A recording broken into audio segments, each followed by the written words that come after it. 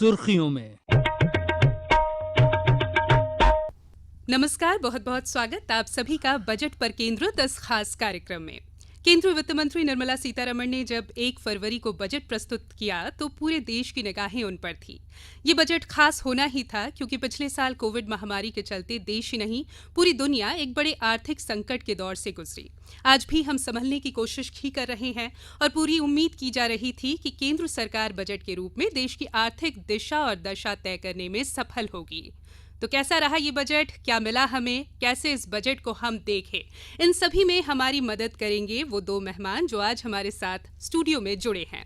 आप हैं केजी सुरेश, कुलपति माखनलाल चतुर्वेदी राष्ट्रीय पत्रकारिता एवं संचार विश्वविद्यालय, और Pradeep Karambelkar, chairman state of MP, PhD chamber of commerce. नमस्कार। केजी सुरेश जी, सबसे पहला सवाल मैं आप ही से पूछना चाहूंगी। इस बजट में बहुत कुछ अलग था। निर्मला सीतारमण जी जब बजट पेश करने से पहले मीडिया से मुखातिब हुई तो सबकी नजरें इस बात पर थीं कि वो क्या लेकर आ रही हैं। ब्रीफ केस का चलन तो अब खत्म ही हो गया है, पोटली भी नहीं थी इस बार उनके पास। एक लाल रंग का बैग था, मेड इन इंडिया, और उसमें एक टैबलेट था। इतिहास में पहली बार पेपरलेस, कागज रहित डिजिटल बजट भारत का। किस तरह से इस पूरे बजट को आप देखते हैं? अब देखिए, मैंने कई बजट कवर किए हैं एक पत्रकार के नाते भी, और मैं मानता हूं कि कोविड-19 के बाद ये जो बजट आया है ये अर्थव्यवस्था के लिए एक वैक्सीन का काम करेगा। हम लोग, जैसे कि बजट स्पीच में भी बताया गया, 2 बार हम माइनस में चले गए थे हमारी जीडीपी जी। और ये सिर्फ भारत का ही नहीं, वैश्विक स्तर पर एक मंदी सा माहौल था। ऐसे में हम उम्मीद यही कर रहे थे कि एक बजट होगा जिसमें कुछ राहत देने का प्रयास होगा। हमने कम से कम कोई बहुत ज्यादा बोल्ड रिफॉर्म्स की इसमें उम्मीद नहीं की थी जी। लेकिन मुझे सुनकर बहुत अच्छा लगा कि काफी सुधारात्मक पहल भी इस बजट में लिया गया है। बिल्कुल। एक तरफ कोविड से निपटने के लिए 35,000 करोड़ का बजट का आवंटन हुआ है। शिक्षा पद्धति, स्वास्थ्य, इन सब पर तो जोर दिया ही गया है। इंफ्रास्ट्रक्चर पर जो जोर दिया गया है, यानी कि इकोनॉमी को वापस पटरी पे लाने के लिए एक बहुत बड़ा प्रयास है। साथ ही अगर आप फाइनेंशियल्स की तरफ जाएंगे, फाइनेंशियल रिफॉर्म्स की तरफ, तो आप देखेंगे कि अब इंश्योरेंस सेक्टर में 75% का विदेशी निवेश का प्रावधान किया गया है। बिल्कुल। और यही नहीं, राहत भी मिला है। 75 साल के ऊपर के नागरिकों को अब जो है जरूरत नहीं है रिटर्न्स भरने की, इनकम टैक्स की। ये एक, और आज जब आयु बढ़ती जा रही है और उनको कुछ हमने देखा कोविड के समय में भी जो है थोड़ा कष्ट हुआ है जो बुजुर्गों को, उनको भी राहत मिला है। और सबसे बड़ी बात जो प्रधानमंत्री ने अभी कुछ देर पहले अपने वक्तव्य में कहा कि इस बजट के दिल में किसान है। बिल्कुल। क्योंकि हम किसानों को लेकर एक चर्चा पूरे देश में देख रहे हैं, लेकिन किसान को केंद्र में रखकर, यहां तक कि आप जो सेस भी आपने लगाया है पेट्रोल और डीजल में, उसमें भी जो है कृषि सेस है, वो वहां उनको लागत को बढ़ाने का, उनके आय को दुगना करने का ये जो प्रयास किया गया है, मैं समझता हूं कि बहुत ही उम्मीद से बेहतर ये बजट है और एक तरह से संजीवनी का काम करेगा, संजीवनी बूटी का काम करेगा हमारे अर्थव्यवस्था के लिए। और इसके सिवा और भी कई ऐसे पहलू है, शिक्षा के क्षेत्र में, पर्यावरण के क्षेत्र में, उज्ज्वला योजना को लेकर जिस पर विस्तृत चर्चा हम कर सकते हैं। लेकिन मैं मानता हूं कि संक्षिप्त में कि ये बजट जो है वैक्सीन का काम करेगा हमारे अर्थव्यवस्था के लिए। बहुत अच्छी बात केजी सुरेश साहब ने कही कि वैक्सीन का काम ये बजट करेगा अर्थव्यवस्था के लिए और भारत के लिए। तो किस तरह से दिशा और दशा तय होगी, प्रदीप जी आपसे मैं जानना चाहती हूँ, आप इस बजट को किस तरह से देखते हैं? जैसे कि सुरेश जी ने मेंशन भी किया, माननीय प्रधानमंत्री नरेंद्र मोदी जी ने कहा कि ये एक ऐसा बजट है जिसमें हर सेक्टर को ध्यान में रखा गया है, हर व्यक्ति को ध्यान में रखा गया है। आप किस तरह से इस बजट को समझते हैं? देखिए, मेरी तरफ से ये बजट एक डिमांड को बूस्ट करने वाला और इन्वेस्टमेंट को इंड्यूस करने वाला बजट है जी। और जैसा सुरेश साहब भी कह रहे थे कि यह सभी सेक्टर्स को एक सर्वांगीण विकास जिसको कहते हैं, इंक्लूसिवनेस के ऊपर काफ़ी हद तक निर्मला सीतारमण साहब ने, हमारे एफएम ने ख्याल किया है। और अगर अपन इसको ध्यान से देखें तो बजट के पहले ये लगभग सभी सेक्टरों से आ रहा था कि ये बजट खर्चीला बजट, यानी सरकार काफ़ी अधिक पैसा स्पेंड करेगी, क्योंकि हमको सुदृढ़ अगर भारत का निर्माण करना है, या उससे ज़्यादा मैं कहूँ कि भारतीयों में वापस विश्वास लाना है, कॉन्फिडेंस बिल्डिंग करना है, तो हमको कहीं ना कहीं इनफ्लो ऑफ मनी बढ़ाना पड़ेगा। और मेरे को लगता है सरकार काफ़ी हद तक उसमें सफल रही है, क्योंकि आज का अगर आप बजट देखेंगे तो लगभग हर सेगमेंट को अगर आप देखें, स्वास्थ्य को देखें तो 130% से उसको बढ़ा दिया गया, 2.38 लाख करोड़ कर दिया। आप अगर इंफ्रास्ट्रक्चर NIP को देखेंगे तो उस पर भी बात की गई। उसके अलावा अगर आप देखें तो रेलवे में 1.10 लाख करोड़ दिया है और 1.07 उसमें से कैपिटल एक्सपेंसेस के लिए दिया गया है।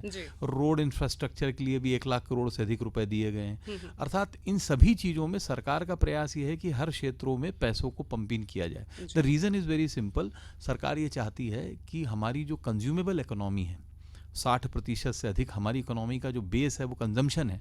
अगर लोगों के पास इंफ्रास्ट्रक्चर, हेल्थ, इन सब से जेब में पैसा जाएगा, रोजगार के निर्माण उत्पन्न होंगे, तो अल्टीमेटली हमारा कंजम्पशन पैटर्न बदलेगा। कंजम्पशन पैटर्न बदलेगा और हम अगर ज़्यादा कंज्यूम करना फिर से प्रारंभ करेंगे, हमारी इकोनॉमी में फिर से तेज़ी आ जाएगी। वही एकमात्र प्रयास है। इसलिए आप देखेंगे राजकीय घाटा बढ़ा है, पर प्रयास ये किया गया है कि लिक्विडिटी मार्केट में बढ़ाई जाए। और इसी कारण शायद सेंसेक्स भी 1,500 पॉइंट बढ़ा, क्योंकि 2,000 हो गया है। वो इसीलिए बढ़ा क्योंकि रिएक्शन यही था, क्योंकि सरकार सेंसेक्स हमेशा लिक्विडिटी को बड़ा पॉजिटिव मानता है, और लिक्विडिटी जैसे ही बढ़ी तो सेंसेक्स ने एक पॉजिटिव साइन दिया। So I must say that government ने जो 3 सेगमेंट सोचे थे एज ए इंडस्ट्री, हम लोगों ने हेल्थ, इंफ्रास्ट्रक्चर और मैन्युफैक्चरिंग या MSME, उस पर काफ़ी हद तक सरकार ने प्रयास किया है और सफल भी रही है।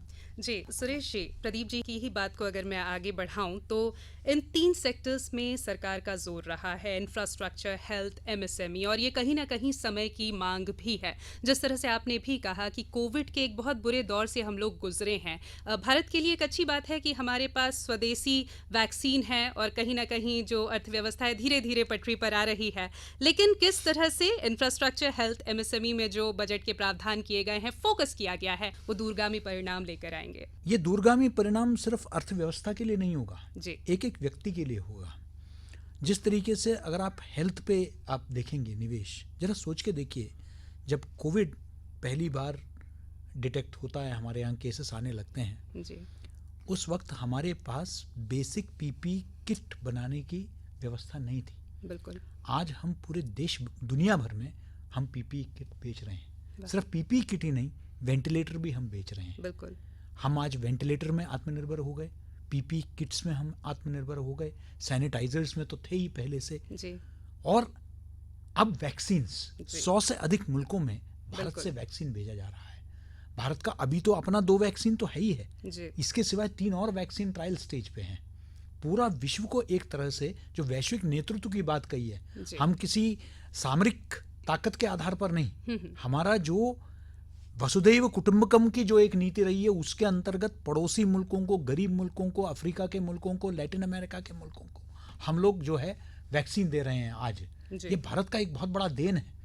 और इस वजह से अगर आप देखेंगे कि जो भी योजनाओं में पैसा निवेश किया जा रहा है, अभी इंफ्रास्ट्रक्चर केरल में जी। अब ये सब, इसमें से कई तो विपक्ष शासित तमिलनाडु है, बंगाल है, असम में तो बीजेपी की अपनी सरकार है, लेकिन ये ऐसे प्रदेश हैं जहां इंफ्रास्ट्रक्चर पर हजारों करोड़ की जो है निवेश, यानी कि इकोनॉमी को वापस पटरी में लाने का जो है एक बहुत बड़ा प्रयास किया गया है, जो मैं समझता हूं कि अर्थव्यवस्था में, जैसे प्रदीप जी ने बताया, कि एक कंजम्पशन को बढ़ाएगा, यानी कि मनी सर्कुलेशन होगा, लिक्विडिटी होगी, उसको लाने का एक प्रयास किया गया है। और कोर एरियाज में इन्वेस्टमेंट की बात कही गई है।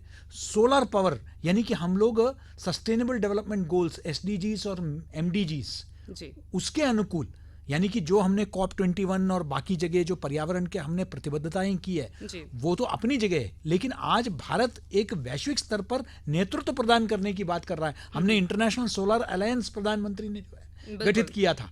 तो इस तरीके से हम लोग जो है उन और शिक्षा के क्षेत्र में देखिए, अगर आप देखेंगे ऑनलाइन शिक्षा की बात कही गई, अब एक ऑनलाइन शिक्षा के नेटवर्क तैयार करने की बात की जा रही है इस बजट के अंतर्गत। यानी कि कैसे ज्यादा से ज्यादा लोगों को, छात्रों को, क्योंकि एक बताया जा रहा था कि एक डिजिटल गैप आ गया है, उस डिजिटल गैप को जो है कम करने का भी जो है इसमें जो है एक डिजिटल इंडिया के तहत वो प्रयास भी किया जा रहा है। और राष्ट्रीय शिक्षा नीति इसी कोविड-19 के दौरान आया, और इसलिए आप देखेंगे शिक्षा के क्षेत्र में भी, क्योंकि 6% की बात राष्ट्रीय शिक्षा नीति में कही गई थी, तो इसलिए उसमें भी इजाफा हुआ है जो बजट में आवंटन हुआ। बिल्कुल, और जिस तरह से हम लगातार राष्ट्रीय शिक्षा नीति को लेकर भी कह रहे थे कि उसके लिए हम सभी को तैयार कर रहे हैं, तो तैयारी का एक प्रारूप यहाँ पे भी नजर आ रहा है। 100 नए सैनिक स्कूल भी खुलेंगे, ये भी प्रावधान है। 15,000 सामान्य स्कूलों की गुणवत्ता बढ़ेगी। तो लेह में अपना विश्वविद्यालय, लेह अब एक केंद्र शासित प्रदेश है,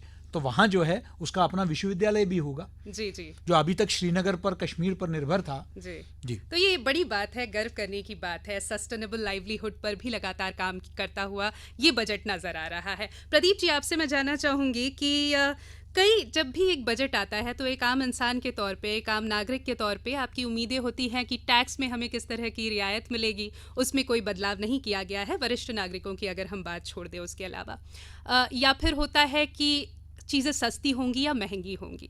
तो उस लिहाज से ये बजट कैसा है, और खासकर इसलिए भी कि जब हम कहते हैं कि भारत आत्मनिर्भर बनेगा, भारत में हम made in India, make in India को ही बढ़ावा देंगे, तो हमने देखा कि इम्पोर्टेड गुड्स कई ऐसे हैं जिन पे कस्टम ड्यूटी बढ़ाई गई है।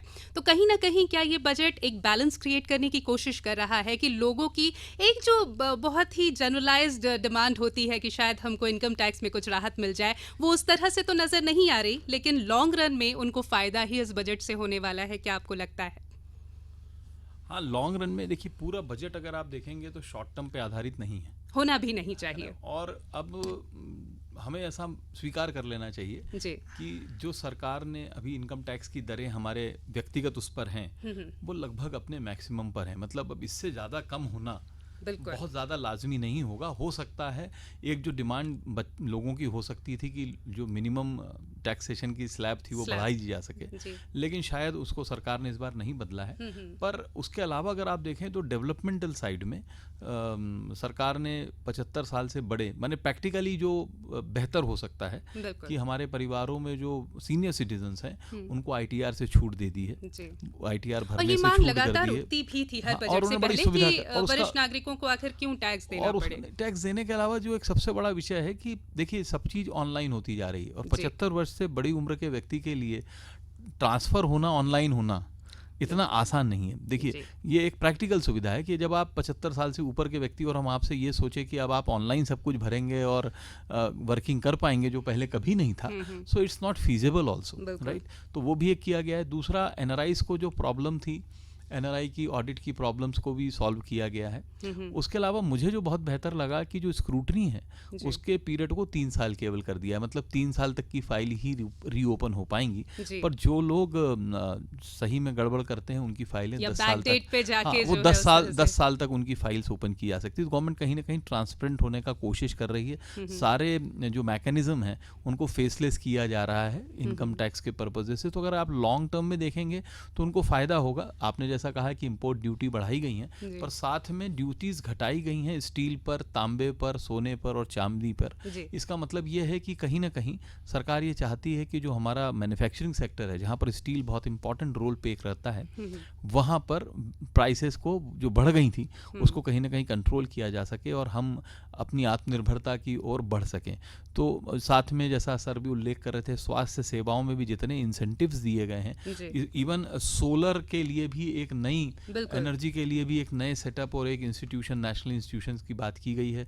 इसी तरह DFI की बात की गई है, डेवलपमेंटल फाइनेंस की भी बात की गई है, जहां पर हमारे इंफ्रास्ट्रक्चर प्रोजेक्ट्स को बढ़ाने के लिए भी एक मॉनिटरिंग बॉडी होगी। कहने का मतलब ये है कि मैं इस बजट को ऐसा नहीं कह सकता कि ये महिलाओं के लिए है, ये वाला पोर्शन वुमेन एम्पावरमेंट के लिए है, ये कमज़ोर वर्गों के लिए है। मैं इसको अलग अलग इसको डिफाइन नहीं कर पाऊंगा, चूँकि ये लॉन्ग टर्म बजट है।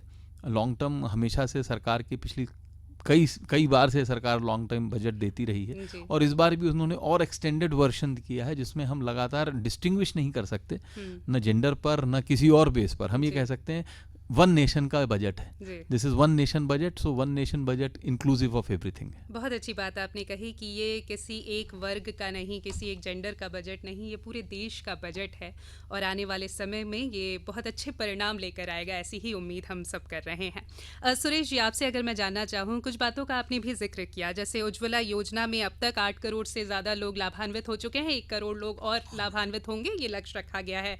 अर्बन स्वच्छ भारत मिशन 2.0 की शुरुआत की बात कही गई है। स्वस्थ भारत योजना भी, प्रधानमंत्री स्वस्थ भारत योजना लॉन्च किया जाएगा। कई ऐसे सेक्टर्स हैं, जैसे पेयजल के लिए जल जीवन मिशन चल रहा है, अब जल जीवन मिशन अर्बन 5 साल में 2.86 लाख घरों में पानी पहुंचाने का भी लक्ष्य है। तो कहीं ना कहीं आम लोग किस तरह से जुड़ रहे हैं इस बजट से, आम लोग किस तरह से लाभ उठा सकते हैं, उसका ध्यान भी इस बजट में रखा गया है। क्या कहेंगे आप? बिल्कुल सही बात। अगर आपने निर्मला जी का पूरे भाषण को सुना, उसमें एक विशेष मुद्दे ने मुझे आकर्षित किया। उन्होंने कहा कि एक 6 स्तंभ होगा जो आत्मनिर्भर भारत का जो संकल्प है जी। उसमें जो 6 पिलर्स है, उसमें एक है हेल्थ एंड वेलबीइंग, स्वास्थ्य, जिसका आपने कहा, जहां जो है आप वैक्सीन के लिए 35,000 करोड़ रुपए, बिल्कुल, और वो सिर्फ वैक्सीन के लिए, और उसके 35,000 करोड़ का बजट, 35,000 करोड़ का बजट। यही नहीं, अगर आप देखेंगे, दूसरा है समावेशी विकास, इंक्लूसिव डेवलपमेंट। तीसरा है ह्यूमन कैपिटल, जी। मतलब जिसको हम अपने पॉपुलेशन को हम एक प्रॉब्लम बताते थे, उसको हम एक संपत्ति के रूप में देख रहे हैं। It's no more a liability, वो एक एसेट है हमारे लिए, तो वो उसको ह्यूमन कैपिटल। जी। चौथा इनोवेशन और R&D। अब रिसर्च एंड डेवलपमेंट देखिए, किसी भी देश के औद्योगिक विकास के लिए और शैक्षणिक विकास के लिए बहुत ही आवश्यक है। शोध पे जो जोर दिया गया है, वैश्विक स्तर पर अगर भारत को पहचान मिलनी है, तो मैं समझता हूं कि शोध ही एक मार्ग है। और रिसर्च में शायद आपको याद होगा, राष्ट्रीय जो शिक्षा नीति है, उसमें भी जो है नेशनल रिसर्च फाउंडेशन NRF की बात की गई है। तो रिसर्च पर बहुत ज्यादा फोकस जो है, ये एज ए नेशनल पॉलिसी हमने कभी दिया नहीं है, जो हम देख रहे हैं कि इस बार दे रहे हैं। तो मैं समझता हूं, जैसे आपने वाकई कहा कि उज्ज्वला योजना, ये 1 करोड़ की और जो बढ़त हुई है, याद रखें कि उज्ज्वला योजना वो योजना है जिसने आप आचार्य विनोबा भावे की जो भूदान आंदोलन थी, जिसमें लोगों ने स्वेच्छा से स्वतः अपने जमीन दान में दे दी, उसी प्रकार उज्ज्वला में लोगों ने, खासकर मध्यम परिवार के लोगों ने जो है अपनी सब्सिडी को छोड़ दी प्रधानमंत्री के आह्वान पर। और उसका नतीजा यह है कि न सिर्फ हमारे महिलाओं के स्वास्थ्य पर उसका अच्छा सकारात्मक प्रभाव पड़ा है, बल्कि पर्यावरण पर प्रभाव पड़ा है, और यही नहीं, वहां की जीवन शैली में परिवर्तन आ गया है। ये बहुत बड़ा चेंज है, इसको आप आइसोलेटेड नहीं दे सकते। आप उज्ज्वला को अगर आप देखेंगे तो आपको स्वच्छ भारत भी देखना पड़ेगा, आपको रूरल इलेक्ट्रिफिकेशन भी देखना पड़ेगा। तो एक जिसे कहते हैं कि एक ऐसा एक चौतरफा विकास, बिल्कुल, जिसकी और जो है जिस पथ पर अग्रसर होने का इसमें भी प्रयास किया गया है। बिल्कुल बिल्कुल, बहुत अच्छी बात आपने कही कि चौतरफा विकास की यहाँ पर बात की गई है, वही संकल्पना है जो इस बजट में भी नजर आती है। प्रदीप जी, आपका मैं रुख करना चाहूँगी। नीति आयोग को मैं यहाँ पर कोट करना चाहूँगी। उन्होंने कहा कि बजट में स्टार्टअप इंडिया के लिए जो प्रावधान किए गए हैं, उनसे इकोनॉमी को बूस्ट मिलेगा। तो क्या कहना करने के लिहाज से पहला पॉइंट तो ये कि एक व्यक्ति एक कंपनी को अलाउ कर दिया गया है जी। सो एक व्यक्ति एक कंपनी के होने से स्टार्टअप्स को बड़ी सुविधा हो सकती है, खासतौर पे सिंगल लेडीज़ जो बहुत सारी मेरे पास महिलाएं आती हैं, उसको अगर आप पॉजिटिव ढंग से देखें तो जनरली को फाउंडर ढूंढने में लेडीज़ एंटरप्रेन्योर्स को थोड़ा समय लगता था, दिक्कत आता था प्रैक्टिकली। तो वहाँ पर एक व्यक्ति एक कंपनी को कंसेप्ट को अलाउ करने से एक सुविधा बढ़ जाएगी। कैपिटल गेन अर्थात इन्वेस्टमेंट अगर हम स्टार्टअप में करते हैं तो जो गेन का जो टैक्सेशन था वो 1 साल के लिए और एक्सटेंड कर दिया गया है। So that is also very important. इसी तरह बिजनेस को स्टार्ट करने के दिनों को भी कम कर दिया गया है, जो 182 दिन थे उसको भी कुछ कम कर दिया गया है। So that is also possible and positive note. कुछ दिन पहले प्रधानमंत्री ने लगभग 1000 करोड़ का स्टार्टअप बजट और फंड भी अनाउंस किया है, and that will also come into the picture. So बहुत सारी ऐसी चीज़ें हैं जो सरकारें लगातार प्रयास कर रही हैं। और अगर आप ध्यान से देखेंगे कि जब भी आप इंफ्रास्ट्रक्चर, हेल्थ, मैन्युफैक्चरिंग, एग्रीकल्चर और इसमें भी एक और चीज़, जब सभी क्षेत्रों में अगर आप ध्यान देखें तो सेंसेक्स को भी अगली बार सेंसेस को भी डिजिटल करने को कहा गया है जी। इसका मतलब है कि सभी चीज़ टेक हो रही है, चाहे एग्री टेक हो, चाहे बजट भी आपने शुरुआत की कि डिजिटल बजट था जी। तो अगर हर चीज़ डिजिटल हो रही है, हेल्थ के सेगमेंट में भी मोबाइल वैन्स हैं, इंफ्रास्ट्रक्चर में भी सारी मॉनिटरिंग डिजिटल हैं, सो अल्टीमेटली आप क्या कर रहे हैं, हर तरफ आप डिजिटल ला रहे हैं। और डिजिटल किसको सपोर्ट करता है? डिजिटल हमेशा युवा वर्ग और स्टार्टअप्स को ही सपोर्ट करता है। तो अगर आप, जैसा मैंने कहा और सर ने भी कहा कि ये एक इंक्लूसिव बजट है, सर्वांगीण विकास के लिए है, तो अलग अलग नहीं कर पाऊंगा, लेकिन इस सब का मीनिंग यही है कि स्टार्टअप्स को चाहिए कि वो इस अपॉर्चुनिटीज़ को देखें। अगर सरकार 30,000 प्राइवेट बसेस की ओर बढ़ रही है, या वो कहती है कि वो कैपिटल एक्सपेंसेस इतना करेगी, या इतने प्राइवेट अस्पतालों में इन्वेस्टमेंट या इंफ्रास्ट्रक्चर को बढ़ाएगी, तो अल्टीमेटली ये कौन करेगा? हम युवा ही करेंगे, और नया जो विचार रख के आएंगे वही करेंगे। तो इस तरह से उनको ये अपॉर्चुनिटी को समझना होगा कि एक तरह से जब इतनी बड़ी अपॉर्चुनिटी उन तक आई है तो वो इसको तेजी से स्वीकार करें और आगे बढ़ें। जी सुरेश जी, मोटे तौर पर जब भी हम कहते हैं कि इंफ्रास्ट्रक्चर पर बहुत जोर दिया गया है, हेल्थ पर जोर दिया गया है, एमएसएमई पर जोर दिया गया है, फिर हम इनके भी जो अलग अलग ब्रांचेस हैं उनकी तरफ जाते हैं, फिर हम देखते हैं कि मिशन पोषण 2.0 लाने की भी बात कही गई है। यानी हम सिर्फ स्वास्थ्य की ही बात नहीं कर रहे हैं, उसका जो एक बहुत छोटी इकाई है कि अगर हमारे यहाँ के लोग पोषित ही नहीं होंगे, खासकर बच्चे या माताएं, तो फिर हम एक सशक्त देश की कल्पना कैसे कर सकते हैं? फिर हम घरों तक नल के माध्यम से जल पहुंचा रहे हैं, हम स्वच्छता लाने की बात कर रहे हैं। तो ये जो बहुत छोटी छोटी चीजें हैं ना, जो एक सशक्त समाज की परिकल्पना को पूरा करती हैं, इस पर भी इस बजट पे गौर किया गया है? बिल्कुल। देखिए, ये सबसे विशेष बात यह है कि आपने सिर्फ मैक्रो लेवल पर नहीं बल्कि माइक्रो लेवल पर भी जो है इसमें ध्यान दिया है। ये बहुत महत्वपूर्ण है। और आपने जैसे कहा, कुपोषण इस देश के सामने सबसे बड़ी चुनौती है। बिल्कुल। ये कई प्रधानमंत्रियों ने पहले भी कहा है। और अगर आप नींव को ही मजबूत नहीं करेंगे, वो भविष्य के हमारे जो नागरिक हैं उनके नींव डालने वाली बात है। अगर वो कुपोषित रहेंगे तो आगे हम किस तरह के, तो स्वस्थ भारत जो स्वामी विवेकानंद ने कभी परिकल्पना की थी कि we want men with men, यानी मेन हो, विमेन हो, with nerves of steel and muscles of iron. ये तभी संभव हो पाएगा जब आप कुपोषित बच्चे होंगे, तो नहीं हो पाएगा ये। इसलिए वो मिशन पोषण पर भी आपने ध्यान दिया है। मैं एक चीज यहां स्पष्ट करना चाहूंगा संगीता जी, अक्सर कुछ बातें क्योंकि ये एग्रीकल्चर सेस को लेकर बात की गई है, इसको स्पष्ट करना आवश्यक है कि निर्मला जी ने ये भी स्पष्ट कर दिया है कि उसको उपभोक्ताओं पर कोई प्रभाव नहीं करे। उस पर जो रिडक्शन किया है उसके चलते जो 2.5 रुपए पेट्रोल और 4 रुपए डीजल पे बढ़ा है, उस पर फर्क कंज्यूमर्स को नहीं पड़ने वाला। चाहे सोना चांदी पे हो या अल्कोहल पे जो बढ़त की है, उसको बाकी ड्यूटीज में रिडक्शन कर दिया है, जिसके चलते जो है सीधे सीधे उपभोक्ताओं पर कोई भी प्रभाव नहीं पड़ेगा। ये भी एक बहुत ही सकारात्मक। आमतौर पर जब भी सेस होता है तो एक चिंता होती है कि अब तो बाकी उपभोक्ताओं पर तो प्रभाव पड़ेगा। बिल्कुल। तो ये भी, इसका भी उन्होंने जवाब दे दिया है। जी, बहुत अच्छी बात आपने कही भी, और ये कहीं ना कहीं क्लैरिफिकेशन ज़रूरी भी था, क्योंकि जब कहा गया कि पेट्रोल, डीजल या दूसरे तमाम प्रोडक्ट्स पे जो है एग्री सेस लगाया जाएगा, तो लोगों को लगा कि अभी तो ऐसे ही पेट्रोल डीजल महंगा हो रहा है, तो शायद इस पे और हमें मार पड़ने वाली है। लेकिन ऐसा नहीं है, वो भार हमारे ऊपर नहीं आएगा, उपभोक्ताओं पर नहीं आएगा। बहुत अच्छे से प्रदीप जी ने तो समझाया कि किस तरह से एक आम नागरिक जो है इस बजट को देखे। अब समय चूंकि कम है, तो कंक्लूजन के तौर पर आप इस बजट में क्या खासियत देखते हैं, क्या खूबियां देखते हैं, और आम लोगों को क्या समझाना चाहेंगे, जो हमारे श्रोता हैं वो किस तरह से? देखिए, मैं प्रधानमंत्री के शब्दों में ही कहूँ जी, तो हम सब ने सोचा था कि ये बजट जो है ये एक प्रतिक्रिया होगी जी। कि कोविड हुआ, अर्थव्यवस्था को नुकसान पहुंचा, तो उसका प्रतिक्रिया होगा। तो यानी कि